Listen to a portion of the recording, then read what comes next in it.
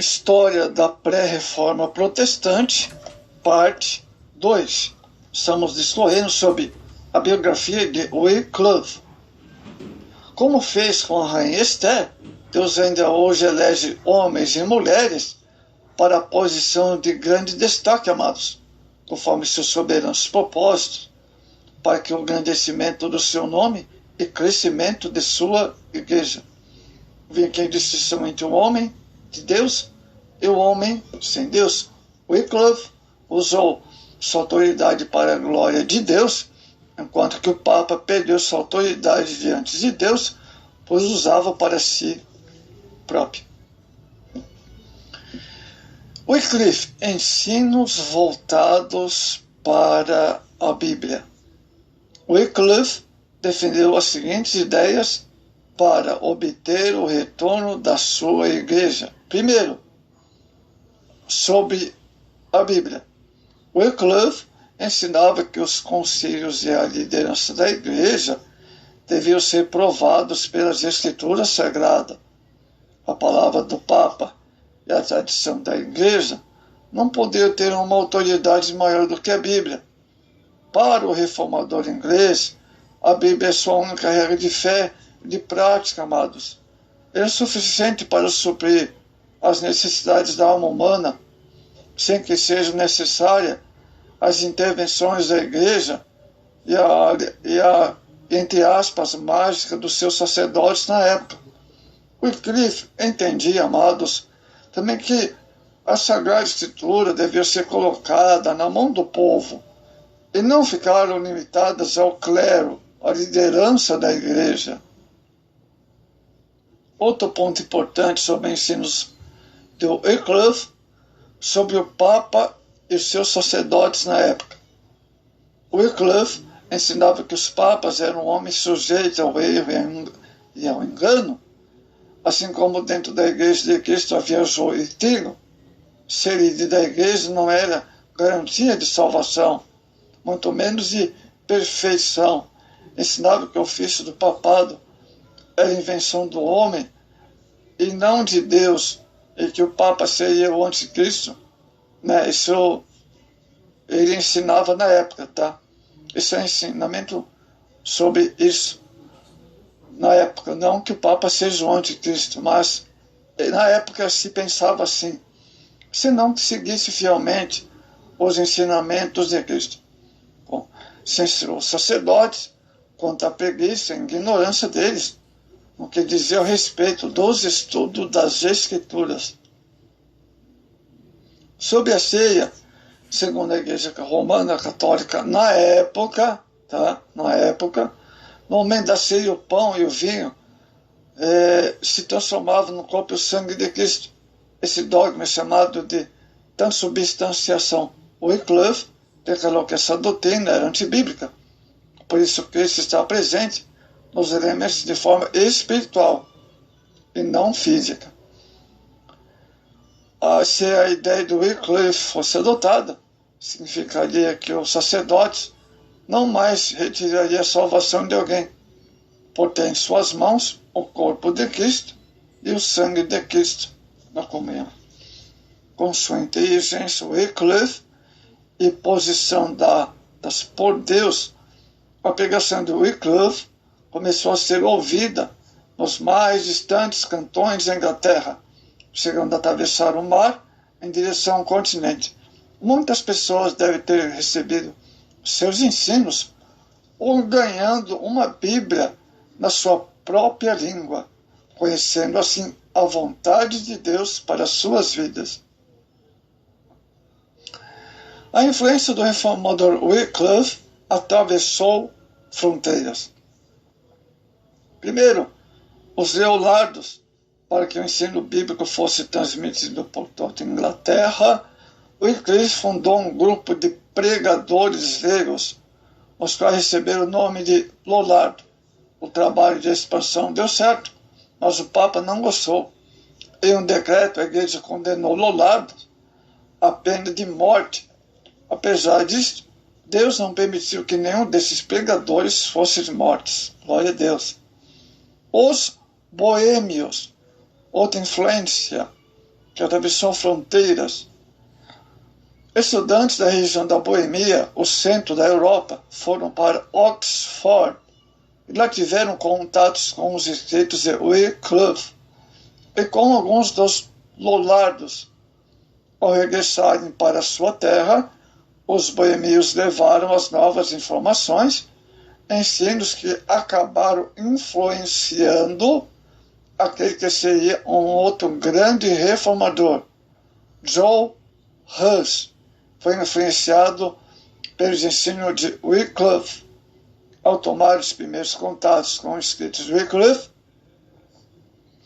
Hus escreve na margem de seus papéis: Wycliffe, Wycliffe, você vai virar muitas cabeças, ou seja, vai influenciar muitas pessoas. Anos mais tarde, Hus teria sido acusado pela igreja de Wycliffismo. A história nos mostra que Deus vai espalhando sua semente. Assim como na igreja primitiva, crentes foram influenciando,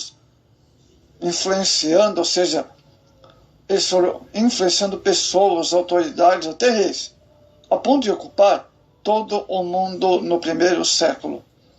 Temos a Bíblia em nossas mãos, hoje porque servos e servas de Deus se dedicaram para isto. A mensagem continua viva. Será que a igreja de hoje tem influenciado com os profundos ensinos da Escritura?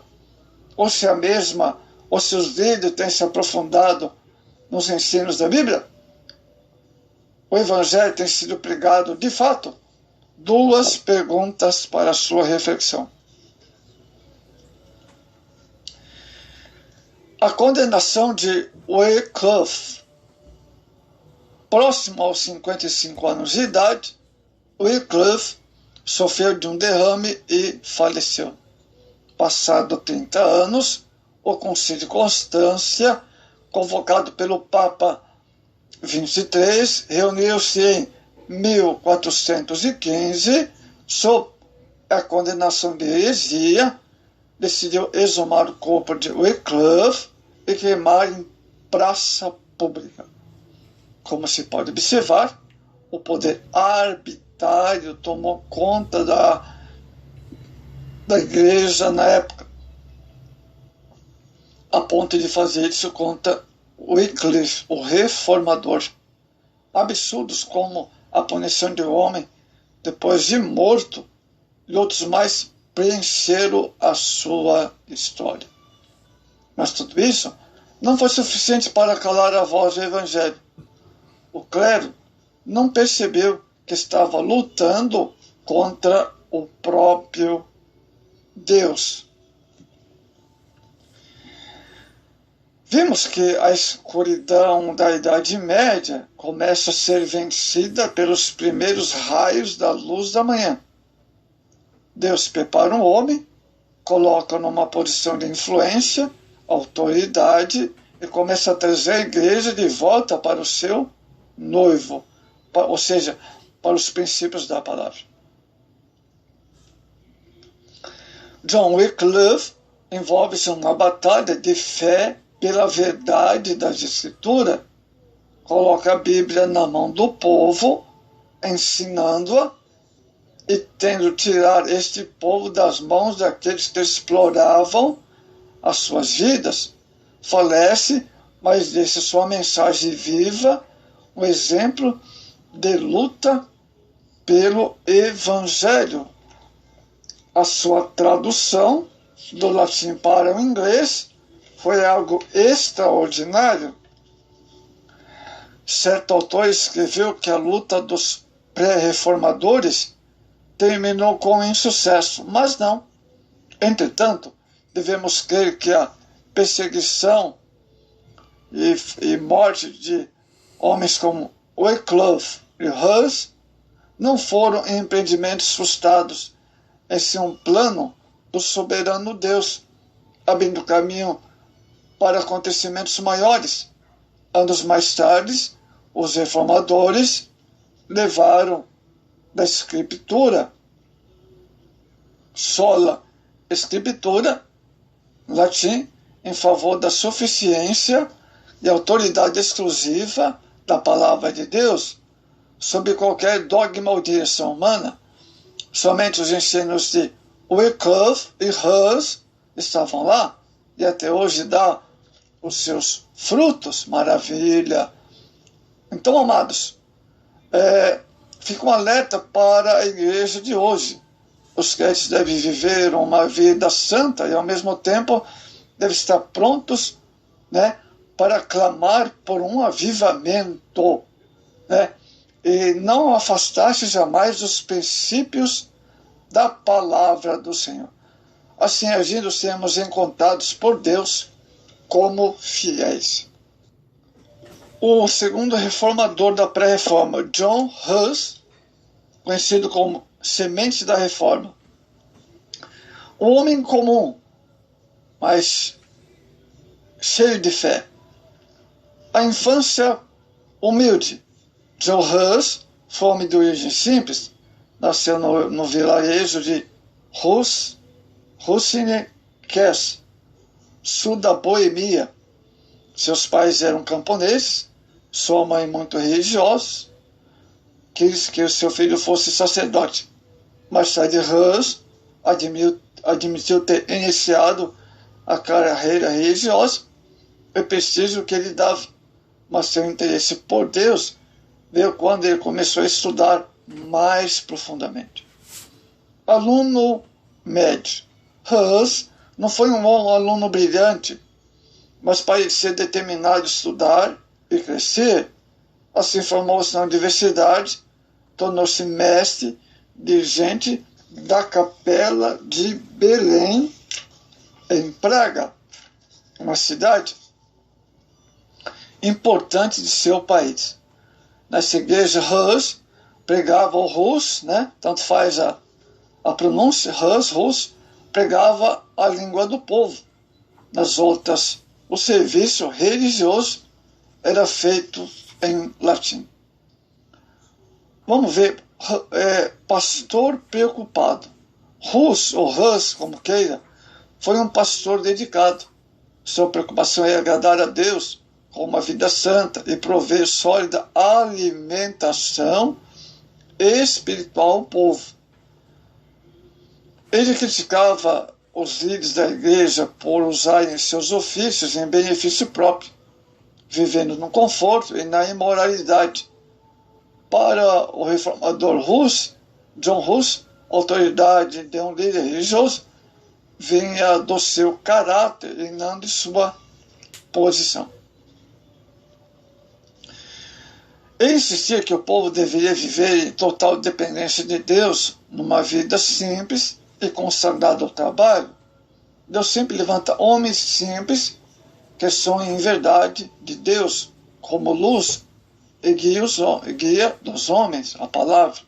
Muitos jovens, homens e mulheres de hoje buscam realizar seu sonho pessoal e projeto de vida, mas poucos estão dispostos a abraçar o projeto de Deus e lutar contra o erro, o engano, e sobre isso trataremos no prosseguimento da vida de John Hus.